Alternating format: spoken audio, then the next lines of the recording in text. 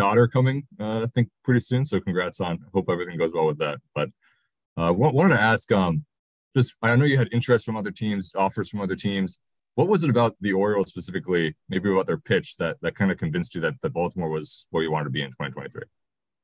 Yeah, any just to start anything that I get asked here just about team to team, I just want to make sure anything that I say about the Orioles isn't necessarily a knock on other teams, not a knock on the Phillies or anybody. So just to clear that up to start. I think for me, just talking to Chris Holt and Holmesy and Brandon just about the direction of the team, the resources that the pitching side has. I meshed with Chris really well and Holmesy really well on a couple calls we had. And to me, that's pretty important. I want to know the type of conversations I'm going to have. I want to know where they're coming from, what's important to them. And just, those are the guys I'm going to be working with a lot. The seeing from the outside what Baltimore had last year, just the fun they were having, the second half they had, the direction of the team. There was a lot to like. I was, fortunate this time around in free agency to have, a couple teams that were on the winning side of baseball and going for a deep October run. So that made it enticing and not an easy decision. But, when it comes to how this team's built with the good young players, how they play defense, how just the whole package, I felt like this was a really good opportunity for my family and I. Rock Kabako. Hey, Kyle, how important was it for you to get a deal done before the winter meetings? I don't think that was much importance, really. We had quite a few talks with our agent, Randy, and, we made it clear to the teams who had called, early on, like, this was probably maybe going on for at least 2 weeks. So, 2 going into 3 weeks. We were letting them know, like, we're not in any hurry. This isn't something that we need to get done before the winter meetings. But also, if we felt like we were in a situation where, it was pretty clear what the market was for me, we had a location that we wanted to be, and we had a situation that was a fit. And we didn't see a need to wait till after the winter meetings. If it didn't happen till after the winter meetings, that was fine. But similar to last time, 3 years ago, we felt like we had a pretty good spot.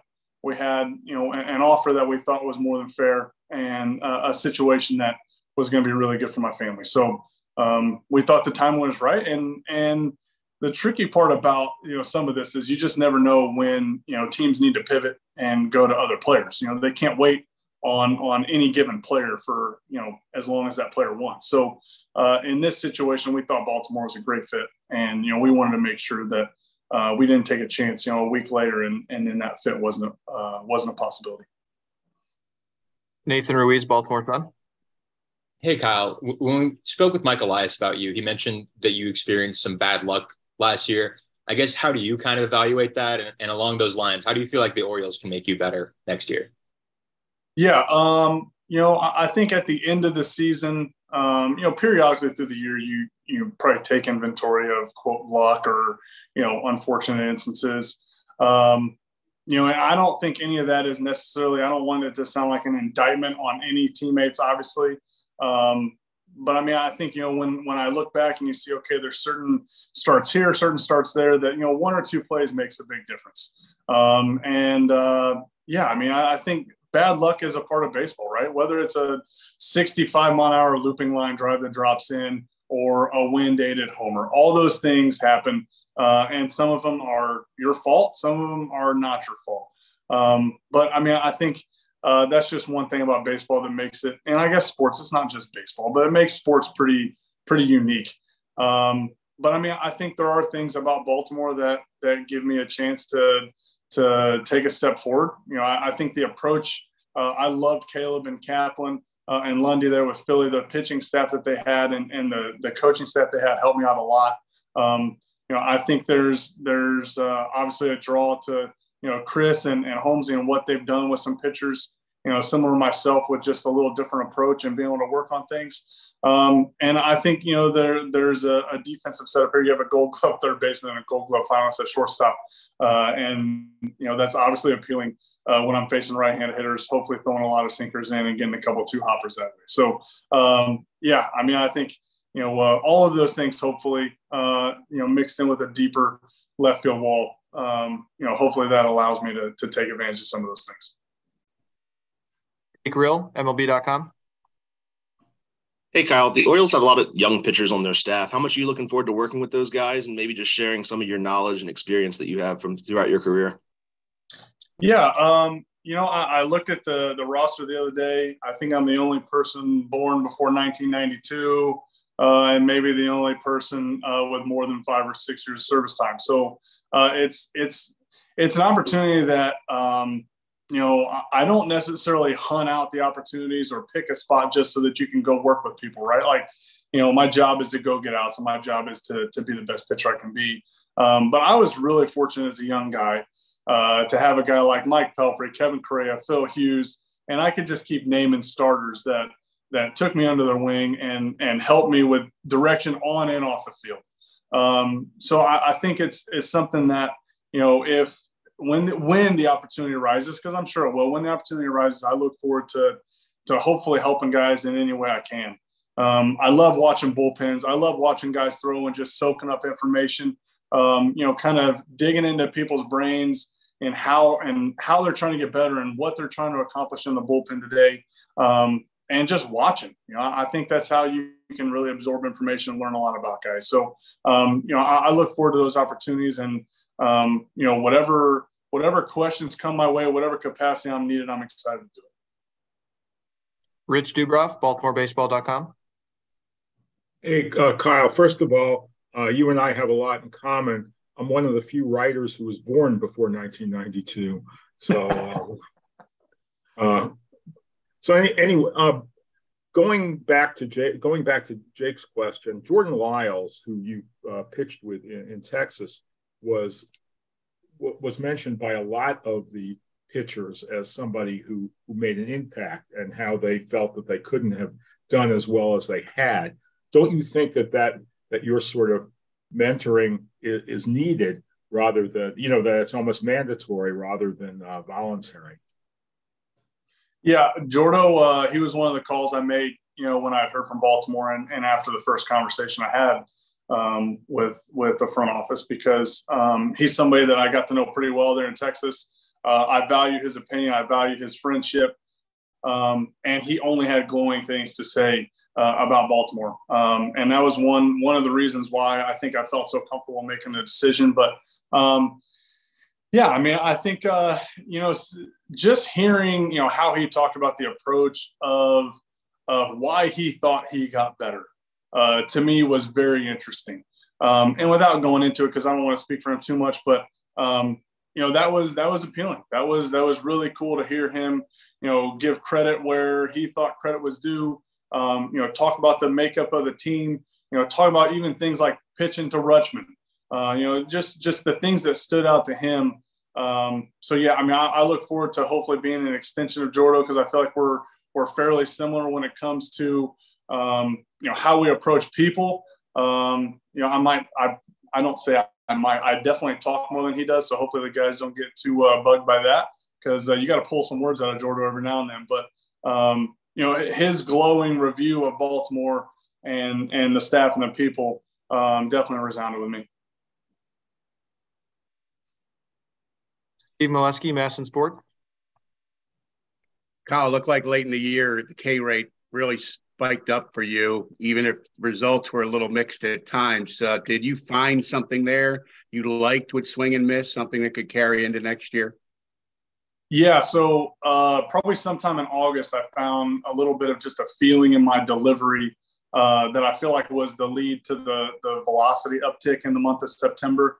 When we have more time, if anybody wants to sit down and get to kinetically analytical, I can. Believe me, I dig that stuff. I love it. But I think that helped out a lot. There's no question that velocity helps pitchers.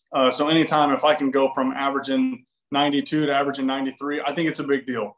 So I'm not out there hunting for velocity. I'm trying to hunt and make myself the best version of myself that I can be. So I believe that, getting that extra velocity in the month of September helped out a lot.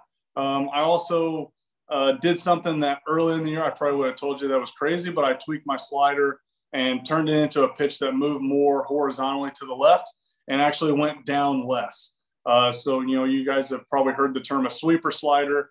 I was throwing a bullpen before my start late September against the Braves, and Caleb, the pitch coach, came up and said, "Hey, what do you think about messing with your slider today?"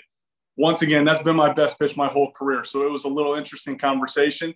But I said, yeah, let's try it. And 4 days later or 3 days later, I'm throwing it in a game. And, I probably got more swing and miss on sliders, even more so than I normally did than I probably had in a while. And so I think those two things to me, along with using my pitches better, I think in the month of September at times, probably led to the uptick in Ks. And I've never been someone that's gone and hunted for strikeouts. To me, that always gets my pitch count up and I end up throwing more balls. So I enjoy hunting contact early, but I do think, in today's game, and especially with the slider, I think I need to do a better job of hunting for some swing and miss at times. So, I think that weapon will go a long way in allowing me to do that. Andy Koska, the Baltimore Banner. Yeah, kind of jumping off what you did with the slider there. Is there, I don't know, in the decade since you've been a professional baseball player, I mean, how have you seen your pitch approach or approach, to going after guys kind of change, or have you tweaked things? And how, I mean, is that like kind of a constant thing for you when you look at, from year to year, kind of changing approach to certain guys? Yeah, I think it is a constant thing for me for sure. Having 5 or 6 pitches that, I try to use quite a bit. I don't necessarily have, I'm sure, my sinker and slider are probably my most consistent pitches, usage wise, because for the most part, they're never gone, right? For the most part, they're there every start. But I mean, yeah, whether it's adding a cutter in 21 to try to be more effective against lefties, using my curveball more. Gosh, I can't remember what year I started doing that, probably 17 or 18, just to add a weapon. Going into 2016, I think it was throwing righties to change up more, throwing change up to righties more. So, yeah, I mean, I'm always looking for things that can make me better. I don't have the 96 to 99 fastball that you can just throw whenever. I think my slider is a pitch that I can throw a lot, but whenever I throw my slider 40% or more in a game, I have mixed results. So I don't necessarily have this pitch that I just go and throw and get outs all the time. So for me, digging into usage, digging into locations, digging into effectiveness of each pitch, once again, I might be boring you guys, is something that I enjoy doing. So I think it's something that I need to do personally to be the best version of myself. So that's what I enjoy doing, and that's what I try to do. Nathan Ruiz, Baltimore Sun.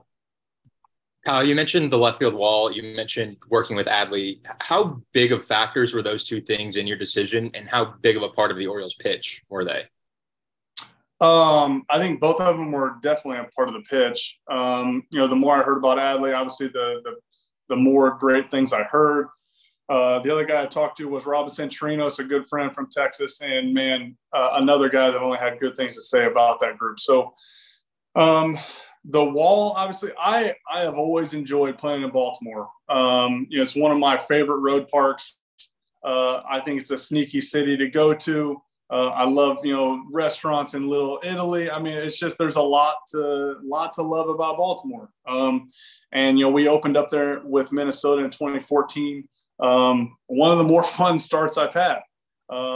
It's so playing against that team, 13, 14, 15, 16, when they were really stinking good.